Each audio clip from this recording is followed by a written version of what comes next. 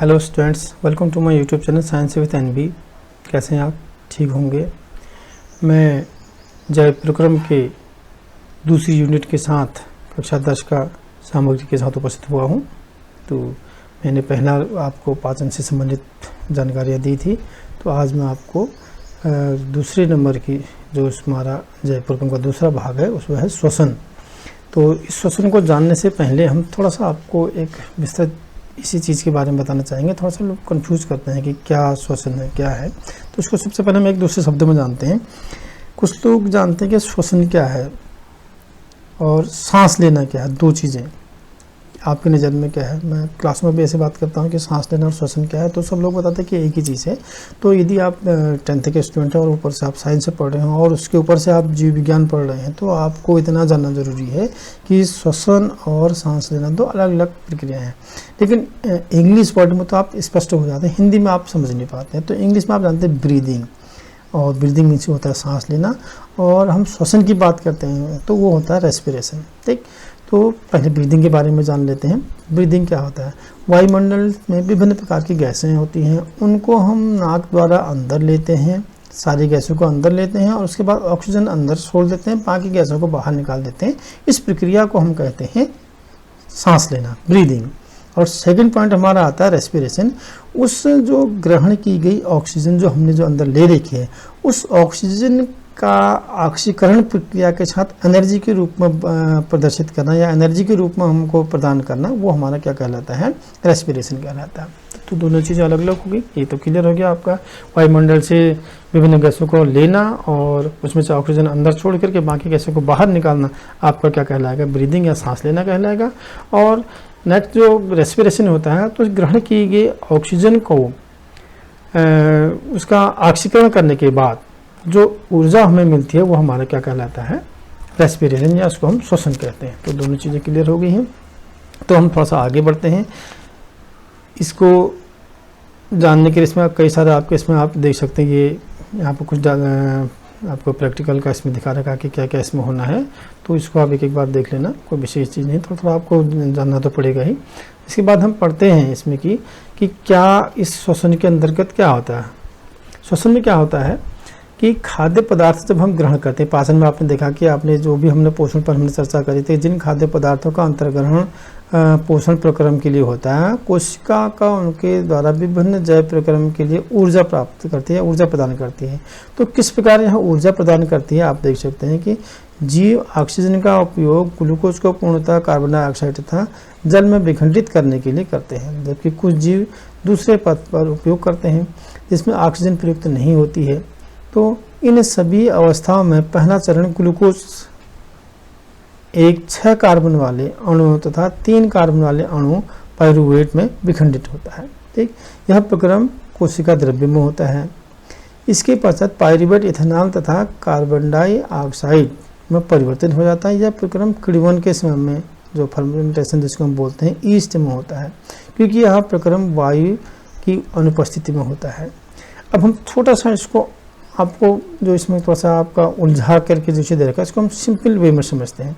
हम जिसमें कहते हैं, मैंने कहा कि ऑक्सीजन की उपस्थिति में होता है, दूसरा कहता है ऑक्सीजन की अनुपस्थिति में होता है। अब हम कहते हैं श्वसन 2 प्रकार का होता है।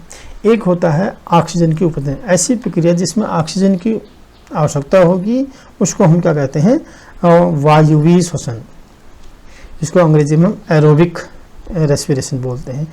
और जिसमें ऑक्सीजन की ज़रूरत नहीं पड़ती है, उसको हम एनारोबिक रेस्पिरेशन कहते हैं।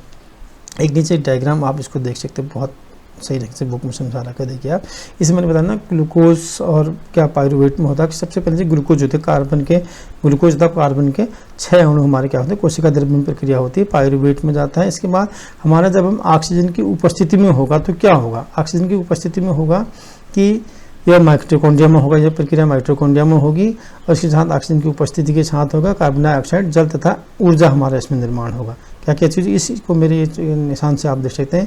कार्बन के 6 अणु कोशिका द्रव्य में प्रक्रिया होती है, पाइरूवेट में 3 वायु के अणु एनर्जी के रूप में आएंगे। उसके बाद फिर आप इधर देख सकते हैं यहाँ ये ऑक्सीजन की उपस्थिति होगी, यहाँ ऑक्सीजन की जरूरत पड़ेगी, ये होगा माइटोकॉन्ड्रिया में, और यहाँ से कार्बन डाइऑक्साइड और जल तथा एनर्जी का निर्माण होगा। इसी के विपरीत यदि हम ऑक्सीजन की अनुपस्थिति की बात करते हैं तो बाकी चीज़ें यही रहेंगी।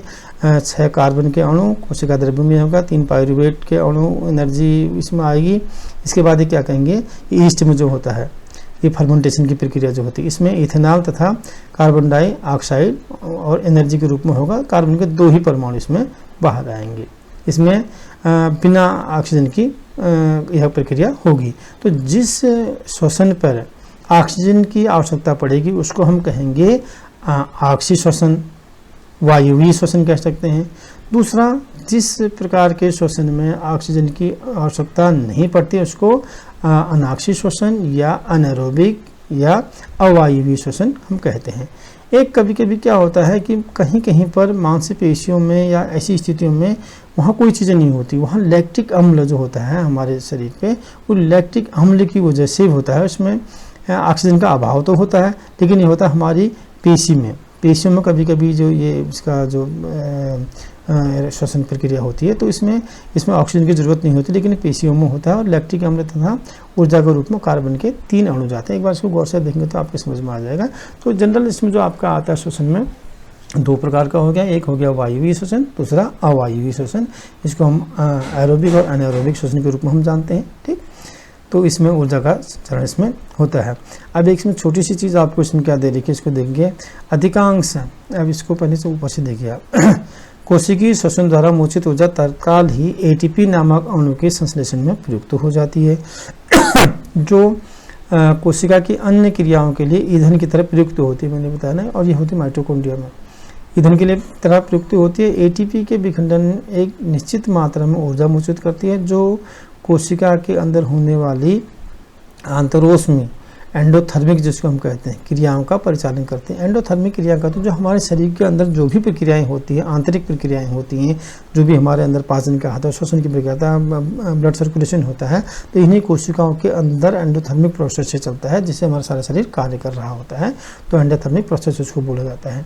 तो यह हमारे कोशिका के ऊर्जा के कारण। अमूमन जो हमारे जीव जो होते हैं, जो हमारे जंतु को हम जिसमें लेते हैं, वो क्या करते हैं, इनमें वायुवीय श्वसन ही ज़्यादा होता है। इसमें एटीपी के बारे में थोड़ा सा जानते हैं। एटीपी का फुल फॉर्म होता है एडेनोसिन ट्राइफॉस्फेट। आपको कभी कभी परीक्षाओं में भी आ जाता है कि एटीपी का पूरा नाम लेके, तो एटीपी हो गया एडेनोसिन ट्राइफॉस्फेट। दूसरा आता है एडीपी, इसको हम बोलते हैं एडेनोसिन डाइफॉस्फेट।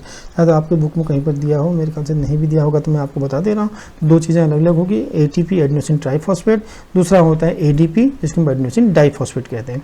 तो इसका एक छोटा सा इसमें आपको दे रखा क्या, अधिकांश कोशिकीय क्रमों के लिए एटीपी ऊर्जा एक मुद्रा है, एटीपी से ही हमको एनर्जी मिलती है। श्वसन प्रक्रम में मोचित ऊर्जा, मोचित का मतलब रिलीज की गई, श्वसन प्रक्रम में जो एनर्जी हमारी रिलीज हुई है उसको एडीपी एडेनोसिन डाइफॉस्फेट अकार्बनिक फॉस्फेट से एटीपी अणु बनाने में किया जाता है। उसके बाद क्या होता है, इसमें एक लिखा है एडीपी, इसमें फिर फॉस्फेट मिल करके एनर्जी होगी, एडीपी फिर फॉस्फेट रिलीज करेगा, इसके बाद एटीपी का निर्माण करके, तो इसमें एनर्जी हमारी एटीपी के रूप में एडेनोसिन ट्राइफॉस्फेट के रूप में हमारी वहाँ पर क्या कह सकते हैं स्टोर रहेगी। तो अंतरोष्म प्रक्रम यानी जो आपका एंडोथर्मिक प्रक्रिया जो होती है उसमें कोशिका के अंदर तब इसी एटीपी का उपयोग क्रियाओं के संचालन के लिए होता है। जो एटीपी जो हमारे अंदर संचित ऊर्जा के रूप में रहती है, ये हमारे सारे शरीर की क्रियाओं को काम करने के लिए यहीं से इसी रूप में एटीपी के रूप में हमको एनर्जी मिलती है। जल का उपयोग करने के बाद एटीपी में तब तक क्या होता है, अंततः फॉस्फेट संलग्न खंडित हो जाता है। इसमें हम कहते हैं 30.5 कैलोरी जूल या उपयोग या मोल हम कह सकते हैं, इतनी एनर्जी इसमें रिलीज होती है। देखिए क्या होता है इसमें, छोटा सा एक उदाहरण और कहता है कैसे एक बैटरी से विभिन्न उपयोगों के लिए ऊर्जा प्रदान होती है, यांत्रिक ऊर्जा, प्रकाशीय ऊर्जा, विद्युत ऊर्जा, इस प्रकार कई सारे उपयोग से हम एक बैटरी से इस्तेमाल करते हैं।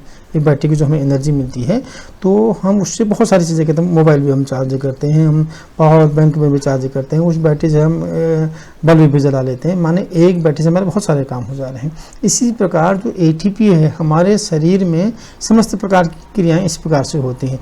एटीपी के रूप में, एटीपी के प्रकार से बैटरी आप समझ लीजिए, उसी प्रकार से काम होता है। क्या कहते हैं, मांसपेशियों का सिकुड़ना है, प्रोटीन का संश्लेषण है, या हमारे जो तंत्रिका है, जो न्यूरॉन है, इसमें कैसे संचरण हो रहा रहा है, ये विभिन्न प्रकार की क्रियाएं हमारे एटीपी के रूप में जो एनर्जी हमारी संचित रहती है उसी के द्वारा इसमें होता है।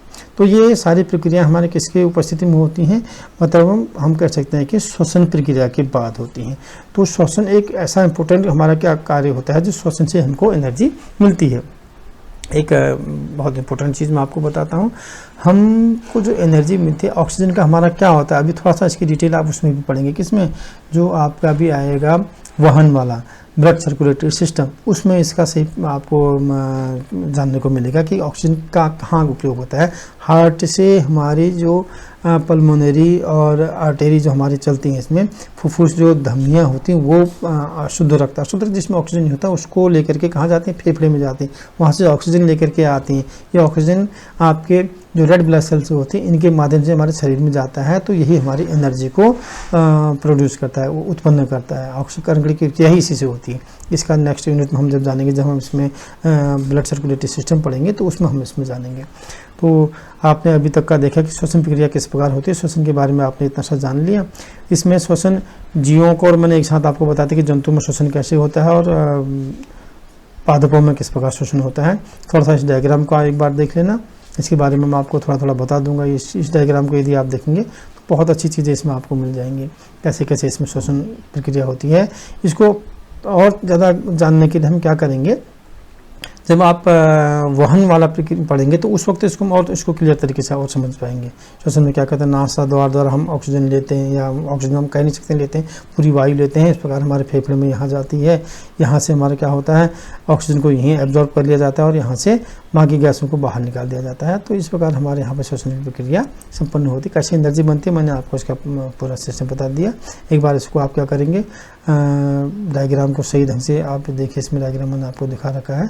इस डायग्राम को आप गौर से देख करके आप क्या करेंगे, इसको डायग्राम बनाने का प्रयास भी करेंगे। कभी कभी परीक्षा में आता है कि श्वसन तंत्र का आप नामांकन चित्र बनाए, मनुष्य में श्वसन किस प्रकार होता है, या आप इसको कर सकते हैं। ठीक है, तो इसके बाद हम नए वीडियो के साथ फिर उपस्थित होंगे, जिसमें हमारा क्या होगा, वहन, मानव वहन, या हम कह सकते हैं आपका ब्लड सर्कुलेटरी सिस्टम, इसको लेकर के उपस्थित होंगे।